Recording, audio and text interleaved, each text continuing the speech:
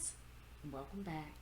In today's episode, I'm going to be talking about a little insidious thing called judgment.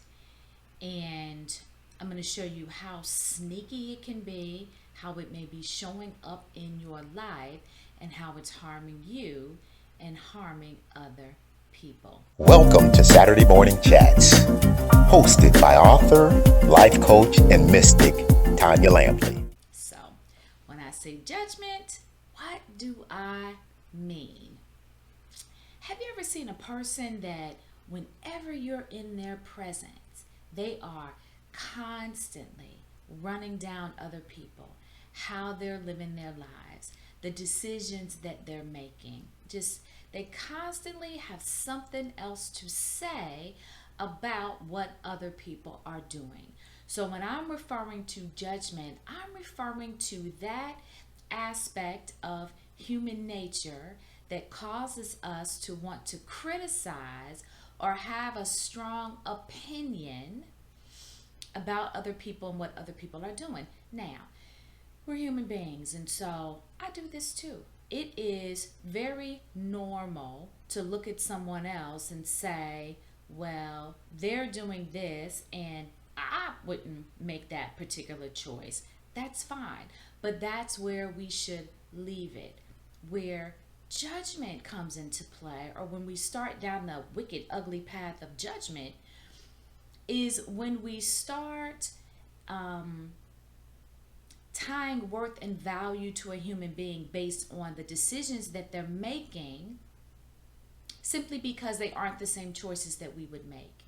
So it's one thing to point out a truth. If someone is using drugs, they're using drugs. I mean, period, point blank.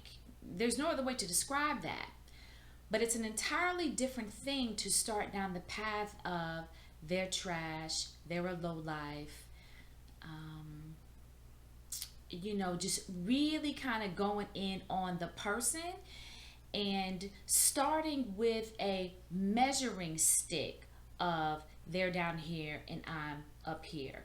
And so that is the first sneaky thing about judgment. What people don't realize when they're judging other people is that your ego gets the stroke, right? So you see people come into an environment and they're running down everybody, how they live their life, what they're doing with their money, where they're living at, how they're doing in their marriage. That ain't none of your business. And what people fail to realize is that every time you're doing that, your ego gets a little, I wouldn't do that. I'm better than her. I'm better than him because I would never do that. And so that is the sneaky thing about judgment. We all know that it is not spiritually correct to live from our egos. When you position yourself up higher than another human being, anyone, that's wrong. And so whatever God has created has value and it has worth. And so you'll find that people that constantly judge, they move through the world with this sense of arrogance that I'm better than you. They can. Not all people that do it, because I used to be a person that would constantly speak into someone else's life, but for different reasons. Ever since I can remember, I've always been a person that wanted people to thrive. And so if I saw people doing things that I didn't feel were serving them, I was going to show up and have a little bit to say about it. And that brings me to the second reason, is because it damages relationships. People have the right, and I've learned this as I've walked this spiritual path for a long time and I've gotten much older. People know that they have free will to govern their own choices, and they want to be the captain of their own ship. They want to be in control of their own life. And so it's one thing to offer a friendly piece of advice from the standpoint of, I really want the best for you. It's an entirely different thing to show up and start criticizing people for things that they are doing wrong, even if you're right. because most people just aren't going to take too kindly to that, and that just is what it is. People just don't like to be told what to do. And so you have to offer your perspective and offer your advice, but then you got to walk away and you got to let it go. And you got to know that people have the right to choose what they think is best for them and what they think is in their best interest, even if they are wrong, even if they are making mistakes. That is what this whole process is about. It is about our growth, it is about our development, and it is about us moving up the evolutionary scale. So you just gotta, in those situations, step back and develop a little bit of patience and extend a little bit of grace and trust, and know that eventually they're gonna figure it out. And if they don't, it's really no business of yours. So when you find people that are judging, hey, they're getting an ego stroke, and that is wrong. We are supposed to be beings that understand that we are better than no one. Like, we are supposed to move through the world with a sense of humility and respect for all of humanity. And so to do that, you have to learn to control your ego and to keep your ego in check. And that requires constant vigilance and diligence. And so that's one reason why judgment is not a good thing. Second thing, you're damaging relationships. And on the spiritual path, we are supposed to be bigger than that. We are supposed to be moving beyond that, just showing up and creating chaos and falling out with folks over how they're living their own life. We really are supposed to be tending to our own growth and development, and that is just a fancy way of saying we're supposed to be minding our own business. What somebody else is doing on their growth and on their path is really no concern of ours. That is between them and their higher power and their spirit guides. It really is none of our concern. And then the last reason why judgment is not a good thing is because it creates karma. So the Bible tells us that judge not lest ye be judged. And whether you're Christian or not, the spiritual principles are the spiritual principles, and you're usually going to find them reflected across all disciplines. It is telling us to stay away from this issue of judgment for the things that I've just mentioned, but also spiritually speaking, there is something much deeper going on when you engage in the evil of judgment. One, you are creating karma. And so it behooves us as we travel along the spiritual path to create as less negative karma as we can, because you're going to have to mete it out someday. So there is a law of reciprocity that says what you're giving out is going to be returned unto you. You don't want that. And so if you can kind of live clean, and if you can be mindful and stay away from situations where you are adding to your negative karma bucket, that's always a better choice. And so every time you judge, you put something in your negative karma bucket. And that's something that's going to have to be earned out at some later point in life.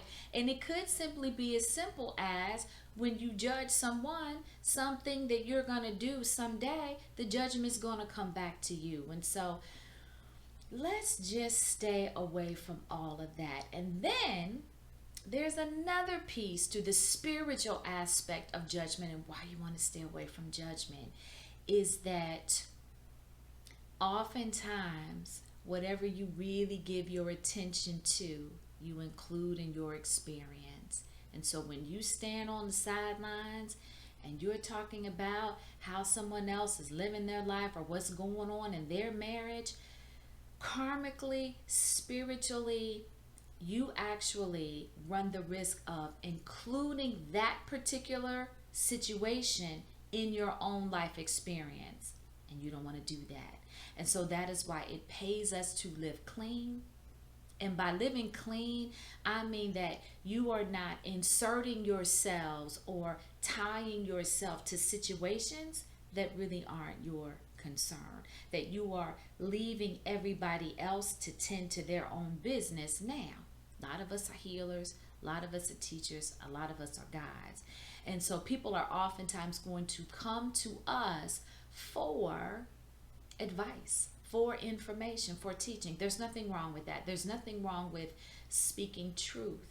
But you want to steer clear of the judgment, the deciding that you know better than someone else, that the information that you give is so vital and so important that that positions you up here and puts that person down here, because none of that is true. The information that I have, the information that I give, a lot of people are given the same information. And this is the beauty of the spiritual path. When you get quiet, when you turn inward, you're going to have access to the same information. You're going to get the same level of wisdom and the same level of truth coming to you. And so as spirit guides, as healers and teachers, what we're here to do is to teach you to find the spiritual path. Because once you find it, you don't really need anybody else. And so we got to be careful. We got to be careful with judgment. We have to know that the spiritual path is why every single human being alive is here. And we have to have reverence for that.